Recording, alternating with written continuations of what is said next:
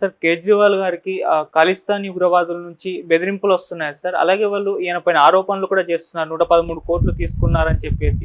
అసలు దీంట్లో నిజమెంత ఉంది? ఎందుకు ఖలిస్తానీ ఉగ్రవాదులు ఈ విధంగా కేజ్రీవాల్ గారి పట్ల రియాక్ట్ అవుతున్నారు?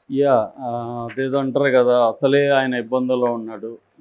దాని మీద గోరు చుట్టుపోయి రోకటి పోట్లాగా కేజ్రీవాల్ ఆల్రెడీ కేసులు ఎదుర్కొని అరెస్ట్ అయింటే ఆల్రెడీ ఆయన అవినీతికి పాల్పడ్డా లేదా అన్న చర్చ దేశవ్యాప్తంగా జరుగుతుంది. ఎక్కువ మంది దీని మీద నమ్ముతున్నారు. ఎప్పుడైనా కూడా రాజకీయ నాయకుల మీద అవినీతి ఆరోపణలు వస్తే ప్రజలు నమ్మేస్తారు, ముందు చేసుంటాడు లేరా అనుకుంటారు. మన చంద్రబాబు మీద కూడా వచ్చినప్పుడు జనం నమ్మనోళ్ళు ఎవరు లేరు, చేసుంటాడులే మనోడు దొరికాడు అనేది అనుకుంటారు తప్ప, జగన్ మీద అయినా అంతే, ఎవరి మీద అయినా రాజకీయ నాయకులు అవినీతి చేయకుండా ఎలా ఉంటారు అనేది అందరి ప్రశ్న.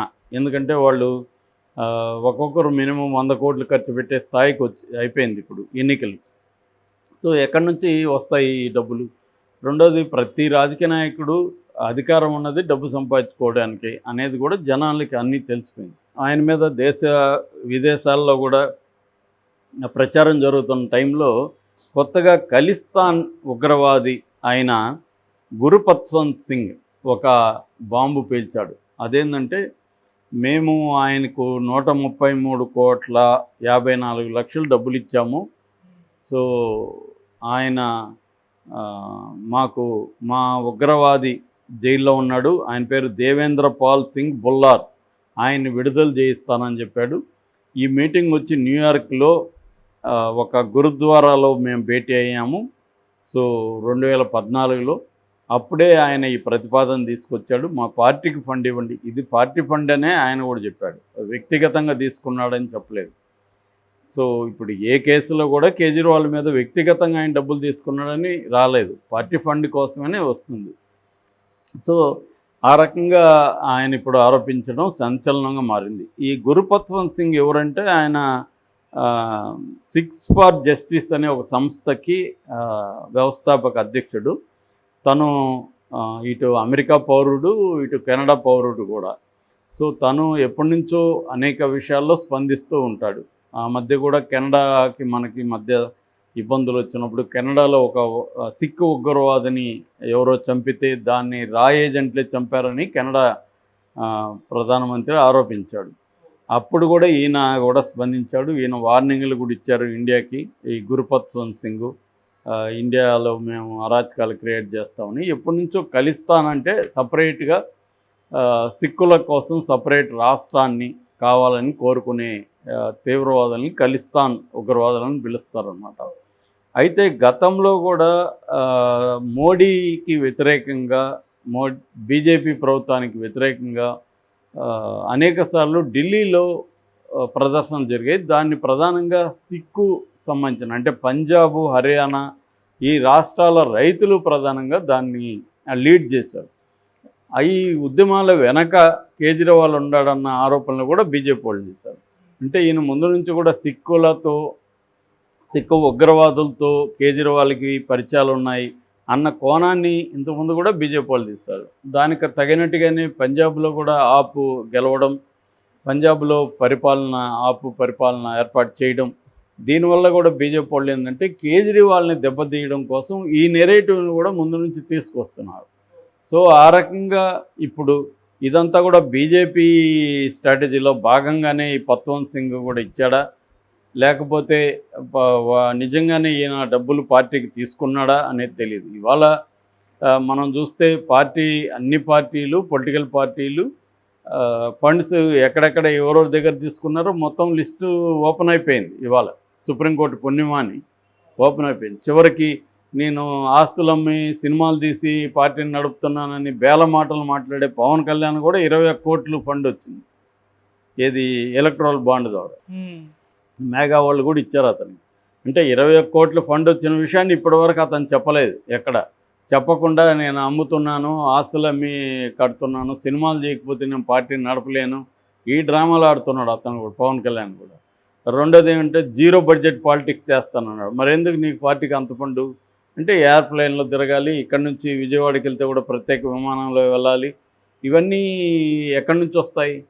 అతని సినిమాలో వచ్చే డబ్బులు ఎంత సరిపోతాయి, అతని ఖర్చులకి, అతని బిల్డింగులు, అతని మెయింటెనెన్సు, అవన్నీ అతనికి పైగా 4 పిల్లలు, 3 భార్యలు, వాళ్ళకంతా బోల్డ్ డబ్బులు ఇచ్చాడని చెప్తున్నారు. సో ఇదంతా ఏంటంటే ప్రతి పొలిటికల్ పార్టీకి ఫండ్స్ లేని పొలిటికల్ పార్టీ లేదు. సో బీజేపీకి ఎక్కువ వచ్చింది, 8,000 కోట్ల వరకు బీజేపీ వస్తే 1,400 కోట్ల వరకు ఎంత కాంగ్రెస్కి, తృణమూలకి, ఈవెన్ జగన్కి, ఈవెన్ పరిపాలనలో లేని తెలుగుదేశానికి కూడా 218 కోట్ల పైన ఫండ్ వచ్చింది. ఓకే. సో ఇలాగా ప్రతి పొలిటికల్ పార్టీ మన దేశంలో వాళ్ళ స్థాయిలో ఏదో ఒక ఫండ్ అనేది తీసుకోవడం జరుగుతుంది. ఏ పొలిటికల్ పార్టీ ఇంకొక పొలిటికల్ పార్టీని ఈ విషయంలో కరప్ట్ అని నిందించలేవు.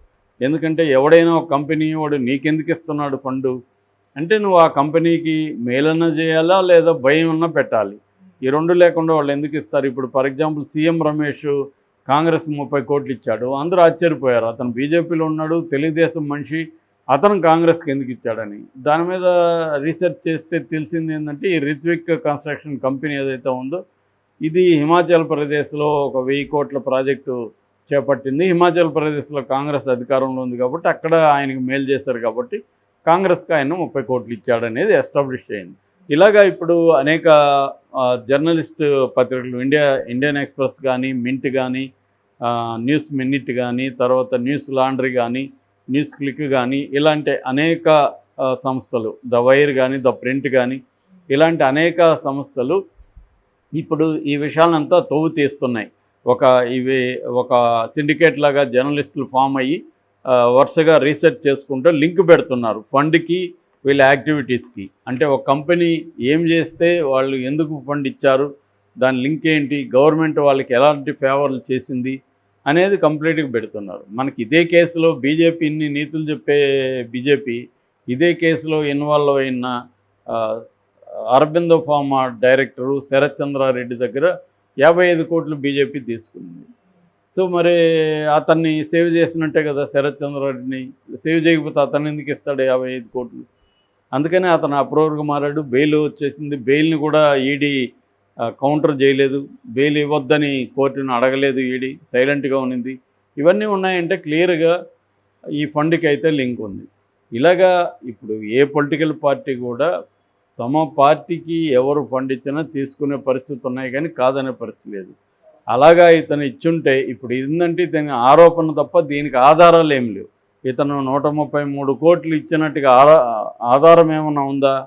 ఆరోపిస్తున్నాడంతే. పోనీ అతన్ని జైల్లో నుంచి విడిపించాడా కేజ్రీవాల్? లేదు. మరి విడిపించినప్పుడు ఇతనికి ఎందుకు ముందే వాళ్ళు అంత డబ్బులు ఇచ్చేస్తారు?